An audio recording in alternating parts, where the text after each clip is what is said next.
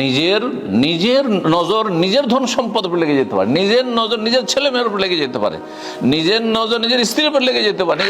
আল আইন, নবী সাল্লাল্লাহু আলাইহি ওয়াসাল্লাম বলছেন যে আল আইন হাক্কুন, বদনজর হচ্ছে সত্য, বদনজর হচ্ছে সত্য, কিন্তু সেটা উপলব্ধি করা যায় না। অনেক সময় বদনজর শুধু হিংসুকের হয় না, অনেক সময় ভালো মানুষের বদনজর লেগে যেতে পারে। এই জন্য কোনো কিছু দেখতে যদি ভালো মনে হয়, যে আপনি আর কারো একটা গাড়ি দেখলেন খুব চমৎকার লাগলো, কারো একটা ছেলে মেয়েকে দেখলেন খুবই সুন্দর লাগলো, এখন একজন মানুষকে দেখলেন বা তার এলেমের কথা শুনলেন, তার আমলের কথা শুনলেন, বা তার যে কোনো বিষয় নিয়ামতের কথা, বাড়ি একটা দেখলেন আর খুব সুন্দর লাগলো, তাহলে কি বলবেন?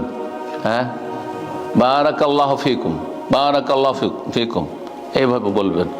আর নিজের নিজের নজর নিজের ধন সম্পদ উপর লেগে যেতে পারে, নিজের নজর নিজের ছেলে মেয়ের উপর লেগে যেতে পারে, নিজের নজর নিজের স্ত্রীর উপর লেগে যেতে পারে, নিজের স্বামীর উপর লেগে যেতে পারে। সেই জন্য সেই ক্ষেত্রে মাশা আল্লাহ লা কুওয়াতা ইল্লা বিল্লাহ, ওয়াল্লাহি ইয দাখালতা জান্নাতা কুলতা মাশা আল্লাহ লা কুওয়াতা ইল্লা বিল্লাহ।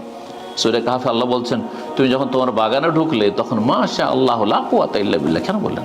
নিজের গাড়ি দেখে, নতুন একটা গাড়ি কিনেছে, নিজের বাড়ি মাশা আল্লাহ একটা বাড়ি কিনেছেন, খুব পছন্দ হয়েছে, মাশা আল্লাহ লা কুওয়াতা ইল্লা বিল্লাহ। আল্লাহর ক্ষমতা ছাড়া কোনো ক্ষমতা নেই, আল্লাহ এই ক্ষমতা শক্তি সামর্থ্য না দিলে হইতো না।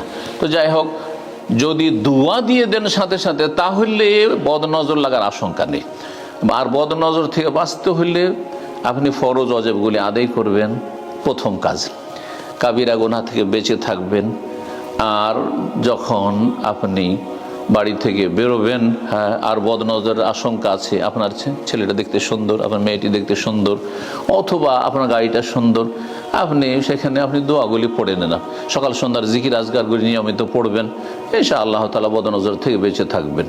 যে বদনজর লেগে যাওয়ার পরে চিকিৎসা বিস্তারিত আলোচনা সেগুলি আছে, সেগুলি শুনে নেবেন। আর বদনজর থেকে বাঁচার জন্য যেমনটা বললাম, ফরজ ওয়াজিব আদায় করবেন, হারাম নাজায়েজ থেকে বেঁচে থাকবেন, গুনাহ থেকে বেঁচে থাকবেন।